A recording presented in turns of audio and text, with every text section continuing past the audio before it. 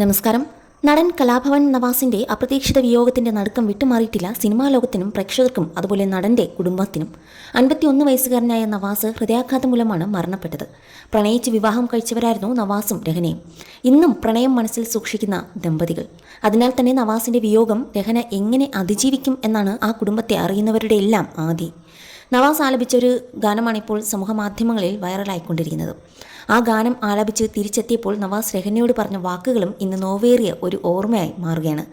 5 മാസം മുൻപാണ് മറന്നുപോ സഖി എന്ന മ്യൂസിക്കൽ ആൽബം പുറത്തിറങ്ങിയത്. ഈ ആൽബത്തിൽ നവാസും രഹനയും അഭിനയിച്ചിട്ടുണ്ട്. മാത്രമല്ല മനോഹരമായൊരു ഗാനം നവാസ് ആലപിക്കുകയും ചെയ്തിരുന്നു. റിയാസ് പട്ടാമ്പി രചനയും സംവിധാനവും നിർവഹിച്ച ആൽബത്തിലെ ഗാനം ആലപിച്ചെത്തിയപ്പോൾ നവാസ് രഹനയോട് പറഞ്ഞത്, ഞാനൊരു പാട്ട് പാടിയിട്ടുണ്ട്, അത് നിനക്ക് വേണ്ടിയാണ്, എൻ്റെ മരണശേഷം നിനക്കത് ഓർത്തു വയ്ക്കാം എന്നായിരുന്നു. ഈ വാക്കുകൾ ഇപ്പോൾ യാഥാർത്ഥ്യമായതിൻ്റെ വേദനയിലാണ് നവാസിനെയും രഹനയെയും സ്നേഹിക്കുന്നവരെല്ലാം. നവാസിൻ്റെ ശബ്ദത്തിലുള്ള ആ ഗാനം നടൻ്റെ മരണശേഷം കേൾക്കുന്ന രഹനയുടെ അവസ്ഥ എന്തായിരിക്കും എന്നാണ് സോഷ്യൽ മീഡിയയിൽ ഉൾപ്പെടെ ഉന്നയിക്കുന്ന ചോദ്യം. നടി രഹന നവാസാണ് നവാസിൻ്റെ ഭാര്യ. 2002 ഇരുവരുടെയും വിവാഹം.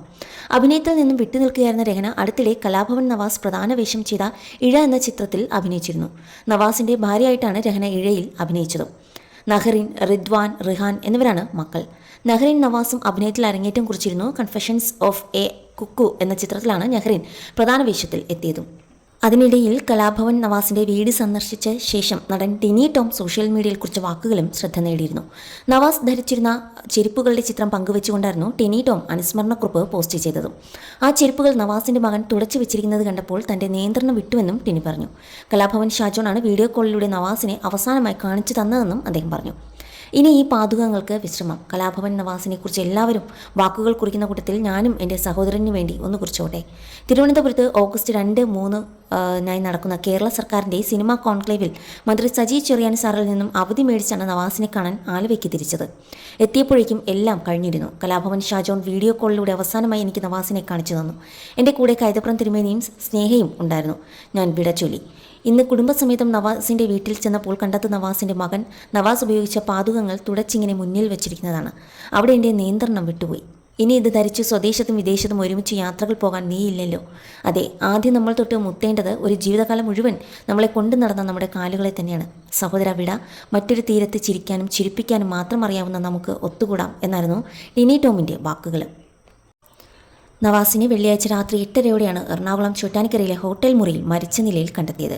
വെള്ളിയാഴ്ച വൈകിട്ട് ലൊക്കേഷനിൽ നിന്നും 4-ാം തീയതി തിരിച്ചെത്താമെന്ന് പറഞ്ഞ് ഹോട്ടൽ മുറിയിലേക്ക് മടങ്ങിയതാണ്. 8 മണിയോടെ ചെക്കൗട്ട് ചെയ്യുമെന്നും ഹോട്ടലിൽ പറഞ്ഞിരുന്നു. 8:30 കഴിഞ്ഞിട്ടും കാണാതായതോടെ മുറി തുറന്നു നോക്കുമ്പോഴാണ് മരിച്ച നിലയിൽ കണ്ടത്. അതേസമയം അദ്ദേഹം മരണപ്പെടുന്ന ദിവസം തന്നെ അന്ന് രാവിലെ നെഞ്ചിരിച്ചിൽ അനുഭവപ്പെട്ടിരുന്നു. കുടുംബ ഡോക്ടറെ വിളിച്ച് കാര്യം തിരക്കിയെങ്കിലും ആശുപത്രിയിൽ പോകുന്നത് ഒരു ദിവസം നീട്ടിവെക്കുകയായിരുന്നു. വെള്ളിയാഴ്ച രാത്രി ഷൂട്ടിംഗ് ലൊക്കേഷനിൽ നിന്നും ഹോട്ടൽ മുറിയിൽ തിരിച്ചെത്തിയ സമയത്താണ് നവാസിന് ഹൃദയാഘാതം ഉണ്ടാകുന്നതും മരണം സംഭവിക്കുന്നതും. പ്രകമ്പനം സിനിമയുടെ ചോറ്റാനിക്കരയിലെ ലൊക്കേഷനിലായിരുന്നു 26 മുതൽ നവാസ്. ഷൂട്ടിങ്ങിൻ്റെ ആദ്യ ഷെഡ്യൂളിൻ്റെ അവസാന ദിവസമായിരുന്നു വെള്ളിയാഴ്ച. രാവിലെ നെഞ്ചിരിച്ചിലുണ്ടായ വിവരം നവാസ് ഭാര്യ പിതാവിനെ ഫോൺ ചെയ്ത് അറിയിച്ചു. അദ്ദേഹം പറഞ്ഞതനുസരിച്ച് കുടുംബ ഡോക്ടർ അഹമ്മദ് കരോത്തുകുഴിയുമായി ബന്ധപ്പെടുകയും ചെയ്തു. ഡോക്ടറെ ഫോണിൽ വിളിച്ച നവാസ് ഗ്യാസിൻ്റെ പ്രശ്നമായിരിക്കുമോ എന്ന സംശയം ചോദിച്ചിരുന്നു. വിവരം ചോദിച്ചറിഞ്ഞ ഡോക്ടർ നെഞ്ചിരിച്ചിലല്ലെന്നും ഉടൻ ആശുപത്രിയിൽ എത്തണമെന്നും പറഞ്ഞു. ECG എടുത്ത് തനിക്ക് അയക്കാനും ആവശ്യപ്പെട്ടു. എന്നാൽ ഇത് രണ്ടും ചെയ്യാതെ നവാസ് ഷൂട്ടിങ്ങിന് പോവുകയായിരുന്നു. വെള്ളിയാഴ്ചയിലെ ഷൂട്ട് കഴിഞ്ഞ് നവാസിന് 3-4 ദിവസത്തെ അവധിയുണ്ടായിരുന്നു. വീട്ടിലേക്ക് മടങ്ങാൻ തീരുമാനിച്ചതിനാലാകാം പിറ്റേന്ന് ഡോക്ടറെ കാണാം എന്ന് കരുതിയത്. പോസ്റ്റ്മോർട്ടം റിപ്പോർട്ടിൽ നവാസിന് മുൻപും ഹൃദയാഘാതമുണ്ടായതിൻ്റെ ലക്ഷണം കണ്ടെത്തിയിരുന്നു. നവാസിന് വെള്ളിയാഴ്ച രാത്രി 8 മണിയോടെയാണ് ഹൃദയാഘാതമുണ്ടായതെന്നാണ് പോസ്റ്റ്മോർട്ടത്തിലെ സൂചന.